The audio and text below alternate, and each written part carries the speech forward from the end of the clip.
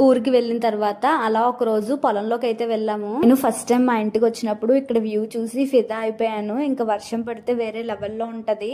అలానే మా పెళ్లికి మా హస్బెండ్ వాళ్ళ ఫ్రెండ్స్ వచ్చారంట. వాళ్ళు కూడా చాలా బాగుంది అని చెప్పి ఇక్కడ అందరికీ చెప్పారంట. వీడియోలో మీకు మా ఇల్లు కనిపిస్తుంది. 2 floors బిల్డింగ్. పైనుంచి చూస్తే చుట్టూ కొండలు చెట్లు చాలా ప్రశాంతంగా ఉంటది.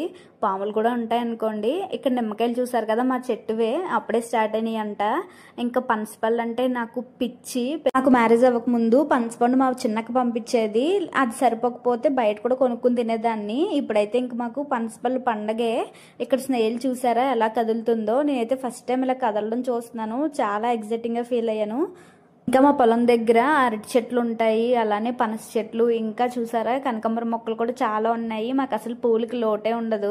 ఇక్కడ చూసారా వీటిని టచ్ మీ నాట్ అంటారు అనుకుంటా, నాకు సరిగా తెలీదు. వీటితో అయితే కొద్దిసేపు ఆడాము. ఇంకా అలా ముందుకు నడుచుకుంటూ వెళ్ళిపోతున్నాము. ఇంకా ఏదైనా ఉంటాయో చూద్దామని.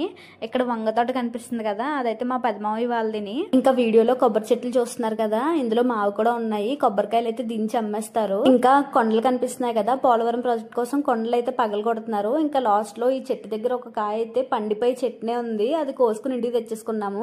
ఒక పక్క కొంచెం కుళ్ళింది కానీ మొత్తం పండిపోయింది. చాలా బాగుంది. పళ్ళెం నిండా పనసతొనలు అయితే వచ్చాయి. ఇది ఒక్కసారి కాదు చాలా సార్లు కోసుకుని తిన్నాము. చాలా కాయలే తిన్నాము. వీడియో నచ్చితే ఒక లైక్ చేయండి, అలానే ఛానల్ సబ్స్క్రైబ్ చేసుకోండి.